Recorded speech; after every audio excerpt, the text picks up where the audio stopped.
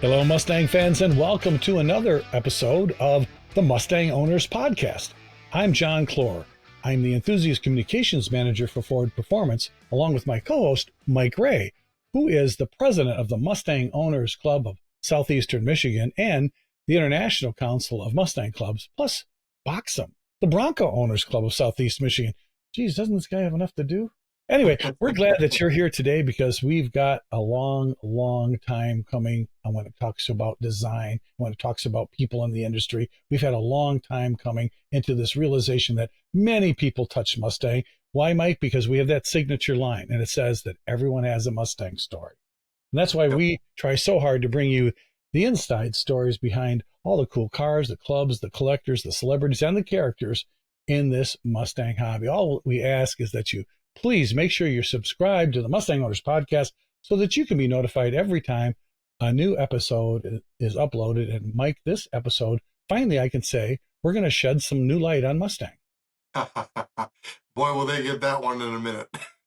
Yeah, okay. In case you haven't guessed, we're going to be talking to a guy that's touched Mustang in a way that we're glad, because lighting is a big part of Mustang. So we've got none other than Michael King, who was the designer on the S197 lighting. And a lot of you guys have S197s and touch many other Mustang lighting projects. Michael, welcome to the Mustang Owners Podcast. Thanks for having me. Well, Michael, we talked about this before, and a lot of people are into, the way that car looks, and the lighting's a big deal. So we want you to kind of take us back to that time when Ford said, "Hey, Michael, we're making a new Mustang, and lighting's going to be a big part of the design of Mustang." It really always has been.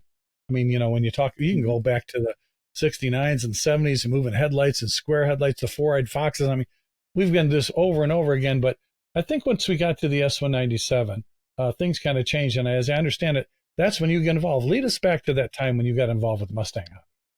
All right. Well, as far as the hobby goes, I've been in the Mustang since I was in high school. I had a Fox body. I had actually ended up having three of them. They were all 79s, two hatchbacks, and one fastback, or notchback rather. Wow. But that I have a love for the Fox bodies. Well, you came during the four ride before we went to the Aero look. Yeah. Well, and it continued on with the Fox chassis, I guess. After the Mustangs, I got a Thunderbird Turbo Coupe. Oh, okay. That was an awesome car. It could have used more horsepower, but it was the mid 80s. It was good enough. But yeah, the Super Coupe would have been nicer, but they weren't out yet at the time when I got the Turbo Coupe. But so you were a Mustang person already, and then with your career, was lighting always part of your background? No. What got me into working with Ford, my background is in design, obviously, and I had been using a particular CAD software called Ideas. And I started off using that software in aerospace. Okay. That's where I picked it up. The company I worked for, GE, we used like every different CAD software that was available at the time. And in the department I was in, we used multiple softwares. And that software became kind of a hot commodity in the 80s and up through the 90s and early 2000s. And I was a contractor and kind of bounced around to different companies using that software, and kind of started working for companies doing some industrial design with it. Okay. For printers, and then ended up working for Yamaha, designing some ATV components, fenders and brush guards and whatnot. They used Ideas to design their ATVs. And then just through a mutual friend, I ended up connecting with a program manager at Valeo, which was the lighting supplier for Ford. Oh, yeah, that's and right. Valeo. They didn't have anybody that knew how to use the software. And it's like, hey, I'm available. So I interviewed there, and they brought me up, and it was like a kid in the candy store because I like Mustangs, and it was, a great way to get started with, a ground up vehicle design, which Yep. the S197 was a clean sheet. That's right. And that was the really neat part, getting in at the beginning. Um, it the development took a lot longer than I guess they originally planned because of the clean sheet aspect of it. Yeah. But a lot of the things they were trying to figure out how to make things affordable. I guess the basis for the design was was it the Lincoln LS? Yep. That same And platform. they were trying to do a four-wheel independent suspension, but they just couldn't get it in the price point that they were looking for, so that kind of went by the wayside. But one of the things that we were trying to do, or at least Ford was trying to do, and we were trying to design it, was what they call a front end module, and they're doing that now on vehicles, but this was going to be one of the first ones. One of the issues with it was the fenders kind of wrap around the edges of the headlamp, so Yeah. you have to shove the module into the front of the vehicle, but if the fenders wrap around the lamp, you can't do that. So we were trying to Right. figure out some way to make the lamps sliding. So when you shove the front end module in, then you can move the lamps out and lock them in place. But that added weight and complexity to the design, so that never really went anywhere. So we went back to just, putting the front end on the vehicle, the traditional method. Well, but both Mike Ray and I got that bug when the S197 came out, and it wasn't just us. I know all of you listeners out there in the hobby. Many of you had a 66 or a 65 when you saw the S197 come out, and it went back to the true roots of the basic shape of Mustang that Gail Halderman drew in 1962. That had the right stance, the shape, and looking at it, you didn't need a badge on a S197. You knew it was a Mustang.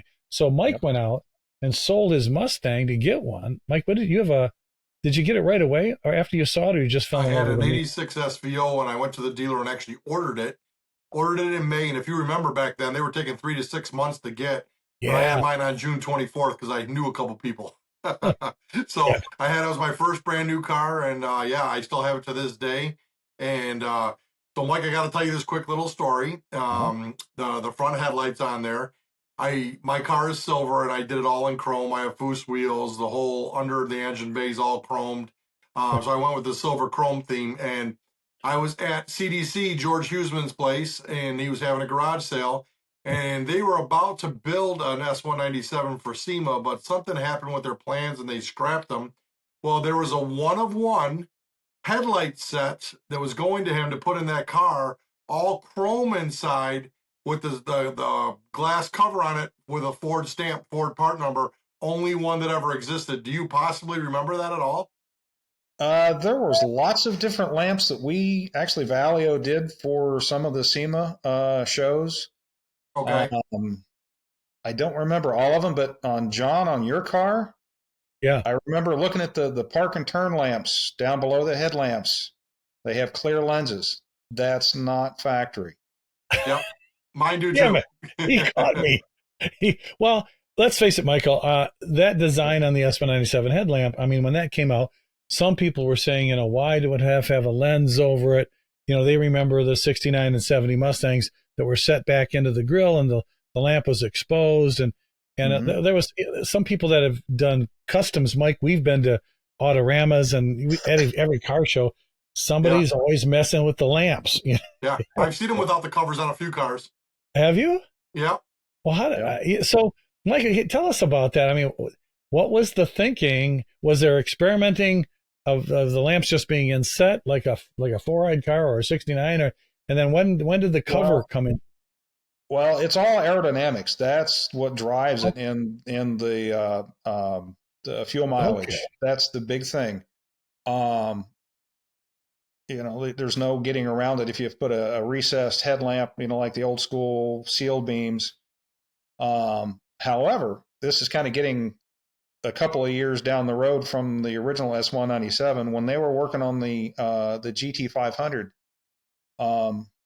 I guess that was for like the 2012 version.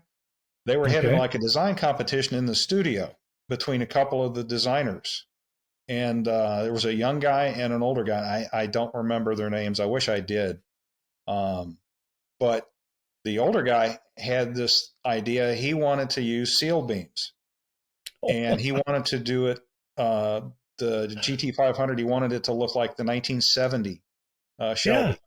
Yeah. And with just 2 round headlights. And none of that tooling exists for making the headlight buckets and the adjusters and all that, like the old those screws on them. So it's like, they were looking for cost savings. It's like, well, if we use the standard stuff off the shelf, it's like, well, that doesn't exist anymore, so it's not going to be any cost savings. We have to do a complete new lamp anyway. But I think the design, it showed promise, but the other design won out. That's the one that went into production with some tweaks.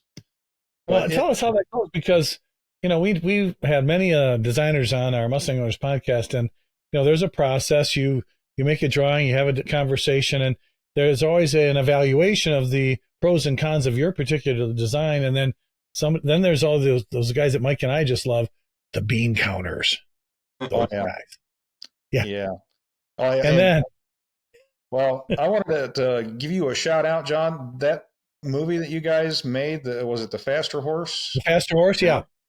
That was like, I had a PTSD moment when I watched that, because that was like the same stuff that I went through, although different model year, but I've been in lots of those meetings. And so you can vouch that's the real deal. That wasn't that was exactly the way it goes. A lot of those meetings go smoothly, and a lot of them, there's a little back and forth between upper management and suppliers and the bean counters. And sometimes you win, sometimes you don't, and you have to go back and fight another day for another, couple thousandths of an inch clearance or something, whatever the case may be.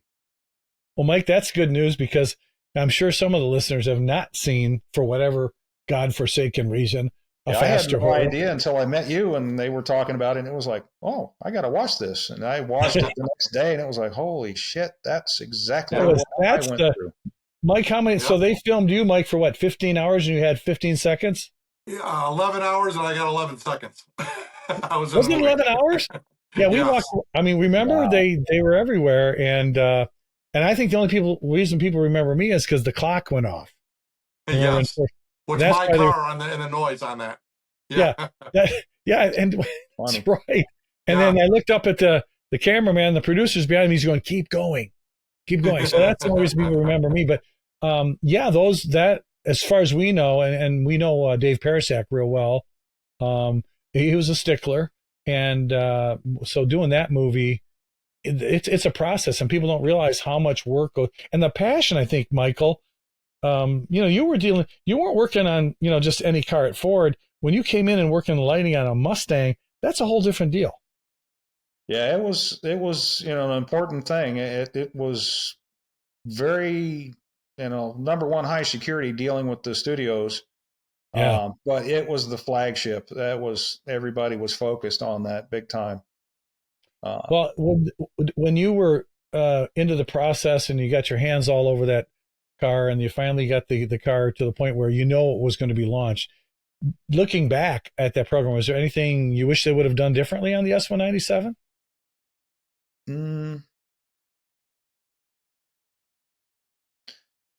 No, I don't think so. It went really smoothly. There were a few minor hiccups, but overall, everything went pretty well.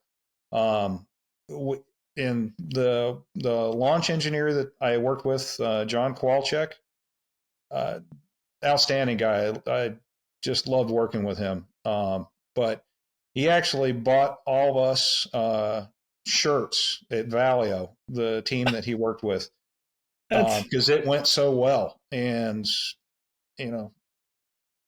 it was just an amazing time. I loved it. That guy knows how to do team building. In fact, Mike, that's a great segue. If you know Mike Ray and you work with Mike Ray, you wind up having some kind of shirt on when you're doing whatever program. So, Mike, we've been doing this podcast in a while, and I think you might have an announcement to people out there that maybe, like a Mustang Owners Podcast shirt. What have you done now? So the apparel is up and ready and live. So it's on the svtstore.com. There's t-shirts, there's hoodies, there's jackets, there's hats, there's dress down shirts, there's polos, and much, much more to come. But go to svtstore.com and there'll be a tab for the Mustang Owners Podcast apparel. So you got to walk around. See, Michael, now you've been on the podcast. You can have a Mustang Owners Podcast shirt. See, I'm holding out for a Mustang Owners Podcast cup. Yeah, we need to get those on there as well. Right. Well, yeah, that's cool. svtstore.com. We have our own section. But Michael, getting the shirt was just part of it. Being part of that team and being involved in a car that really brought Mustang back. You must have felt the excitement during the launch. Did you work under both Art Hyde and Hao Tai Tang? Yes. Both those guys.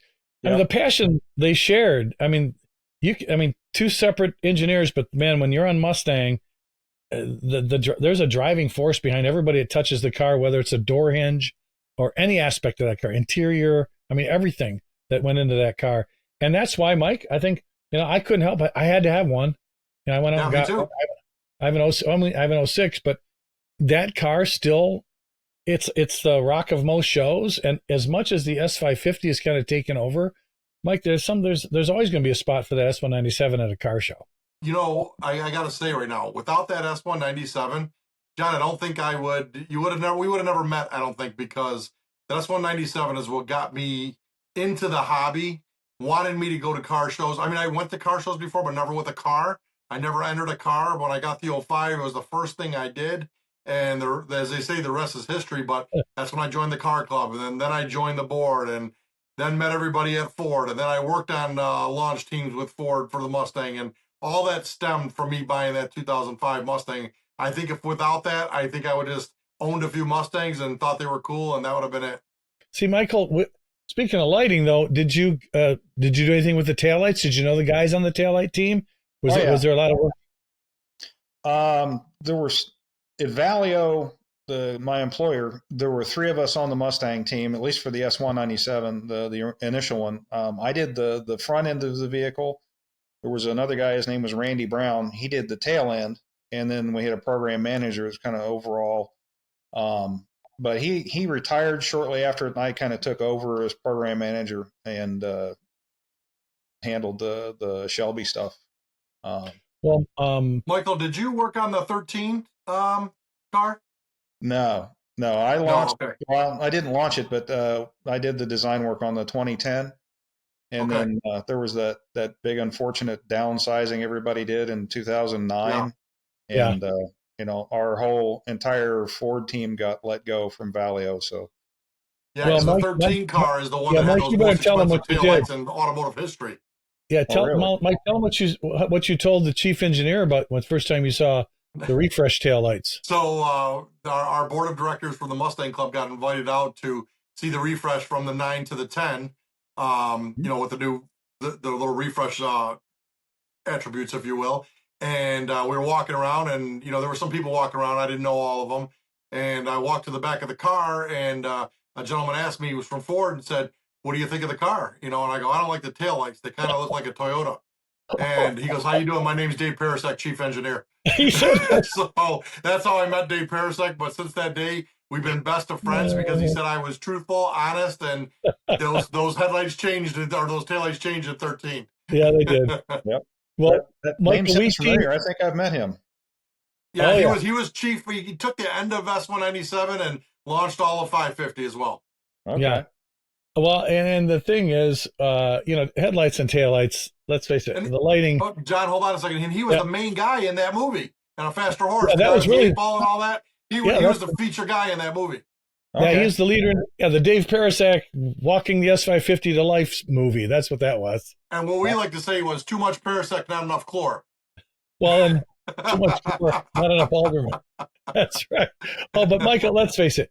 Lighting has been such a big deal. I mean, we know very well Bud McGaldy, who was the chief designer of the SN95, and he was given so much flack for having horizontal taillights on the 94 and 95.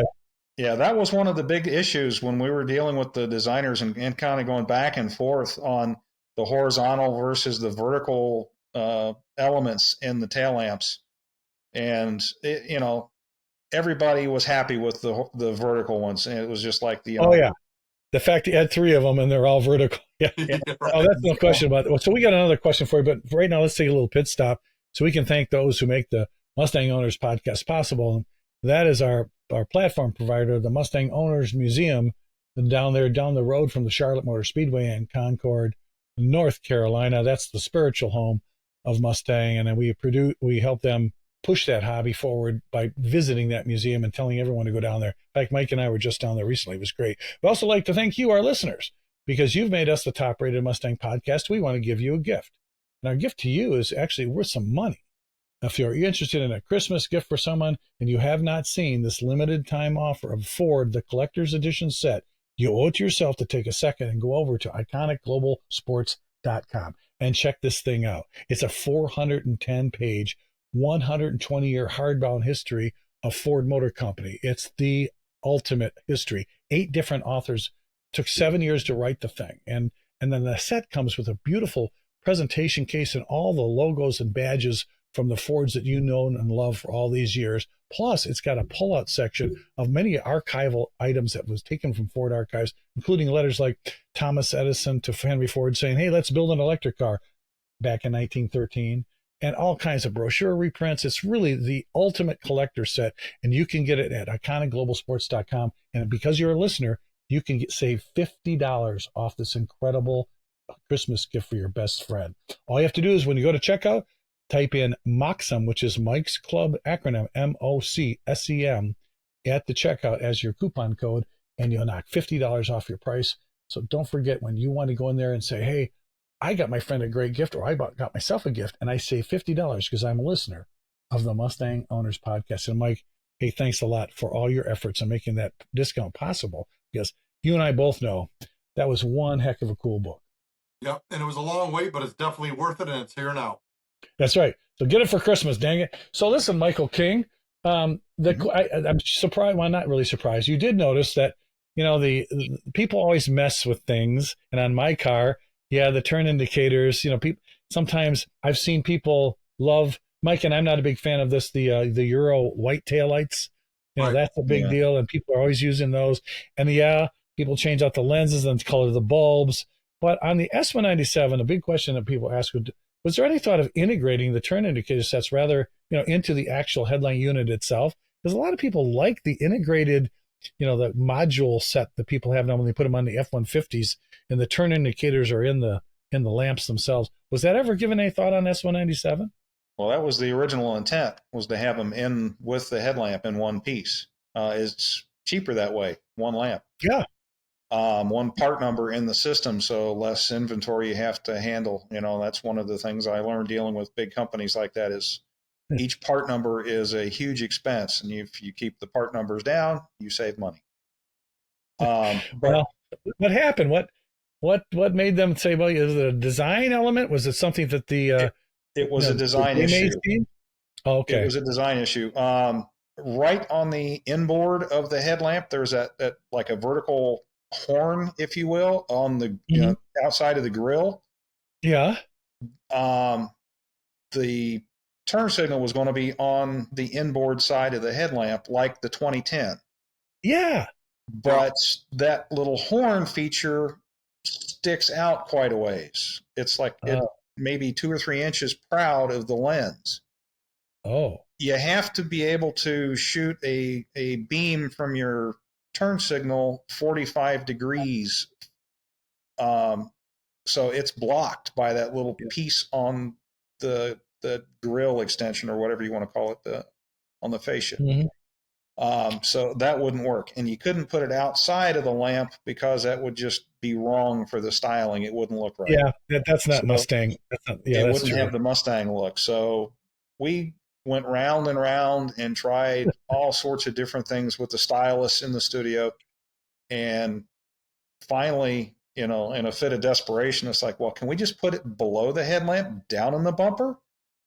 And the studio was like, oh, yeah. Okay. So I designed it up, and they put it in the model, and the rest is history, as they say. It still took some tweaking to get the thing to be legal, and Yeah. all the light needed to go where it needs to go. On a side note, and getting back to SEMA cars, the what is it? The Saline S281 or whatever that Yep. is. They came 281. out. Yeah. Celine, yeah. Yeah, those aren't legal. No. Not in They Department covered of up about half Transportation. of the turn signal down in the. They put a new bumper cover on it. It covers up Yeah. like half of the turn signal, and then they got this little hockey puck thing that's inboard of the headlamp, but it looks like something you'd find on a boat trailer. And Well, first time we saw yeah. those, we're like, "There's no way that's legal," but they Oh, did it anyway. I now don't you're know getting how they got technical. around it. Well, Mikey, sometimes design goes, it's form over function. That doesn't work that way. Well, Right. that brings up another point. So, Michael, you weren't, I mean, nowadays with the LEDs, the headlights that we're seeing are these little slits. These little like cat eye. I mean, they don't even look like headlights. These little tiny beam that they're long and skinny. You're thinking, how can that act as a headlight, especially with LED lighting and HID? That whole thing came after you got done with that car. The LEDs were just starting to get in when we left. They were working on some LED fog lights, but the LEDs weren't anywhere near as powerful as they are now. Oh yeah. One of the things that, and this is you can kind of tell an aftermarket light if it's legal or not.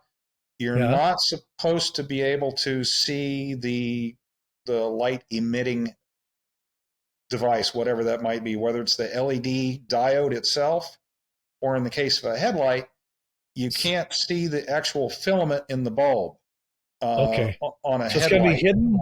Yeah, it's got to be hidden behind. because it is way too bright to look at with the naked eye. It will burn your retina. So on your light on your car, there is a little sheet metal shield that hangs down in front of the bulb that blocks the filament, so you can't see it.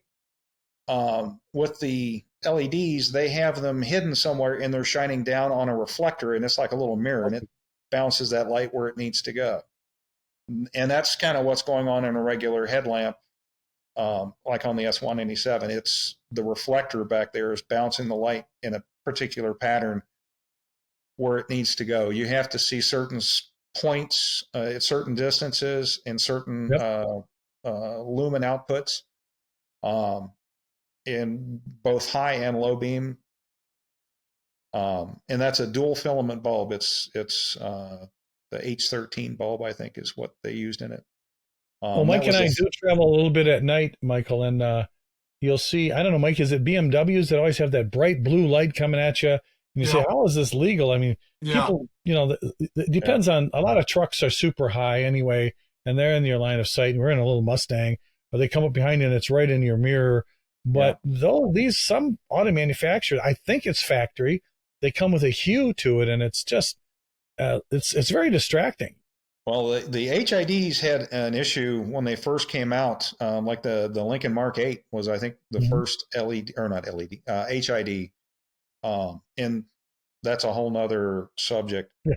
But one of the reasons it had a bluish tint to it was it's basically a really small fluorescent bulb, but it's putting out a whole lot of light compared to like your typical overhead lighting. But it's a mixture of metals inside this little glass sphere, and they shoot like 50,000 volts through this little metal sphere to vaporize these metals and get them to glow, and that's what puts out all the light on the HIDs. The original ones had mercury in them, and it was one of those things. They had to get rid of the mercury. So when they took out the mercury, then the color instead of being a bluish turned orange. So they fought for a couple of years to try to get something that was reasonable and in the color spectrum that they were looking for. And Michael, well, go ahead. Yeah, well, I was going to say, and then LEDs kind of came on at that point, and the HIDs have gone away.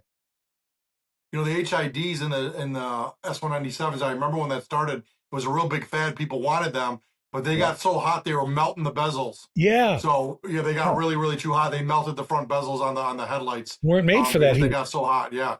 Interesting. Well, that was one of the other things that we did at Valeo. We developed that HID headlamp for it for, I think it was 2008 was the first year that it was a factory option. And then Valeo had a deal with Ford where they could sell them as aftermarket lights through the Valeo's aftermarket division, where they sold all sorts of bits and pieces. But I mean, we did all sorts of testing on those things. And that, one of the weird things on the HID headlight on the Mustangs, and like I mentioned, the original bulb, it's a dual filament bulb. So you've got a high and a low filament. HID is only one. It's just that single little sphere of glowing, not embers, but the fluorescent tube. And to get a high and a low beam, it's got actually a little solenoid underneath the bulb, and it moves that little sheet metal shroud back and forth. So when you go to high beam, it moves the shroud out of the way. So it uses more of the reflector to get the high beam effect. And then when you're on low beam, the shroud comes back and blocks more of the light. But they put out 3 times the amount of light that a regular fluorescent incandescent bulb does. Anything manufacturers can do to keep Mike Ray from wearing sunglasses when he drives at night. That's the only thing I ask, Michael. That's Michael King, it's been a really pleasure to have you come in and talk about this. Lighting is a big deal, and right now the aftermarket world's exploding, not just for S197. Everybody's changing lights. It's a big design element, and we have to admit, both Mike and I love the design that you had for the S197. We want to thank you for your work on the Ford Mustang and making it great. No problem. We just scratched the surface, man. Yeah. Well, there's going to be a lot of new news coming up, especially on the next upcoming models. That lighting they call it the lighting signature of Mustang, and we can talk about that next time when we have you on. But we do appreciate you taking time tonight to be on the Mustang Owners Podcast. No problem. That was awesome. Hey, Mike, I'll tell you what, that's why every once in a while you send me a note, or we go walk at a car show and you look at that car and you go, what's different about that? And it's the lighting. Usually well, keep it going, folks. Well, that's a wrap for this edition of the Mustang Owners Podcast. But don't forget to check the enthusiast section of FordPerformance.com this week if you haven't already done so. And then you can also get your Mustanger Facebook group registered with Ford on FordPerformanceClubConnect.com. If you want to know what Mike's Mega Club is up to, check out Moxem.com. And if you want to get your car registered with Ford, if it's a Mustang, go to FordSpecialVehicleRegistry.com. So, you know what? We can always take your suggestions and comments if you want to send them to us at clubhub@ford.com. So until next time, we'll be looking to catch you down the road.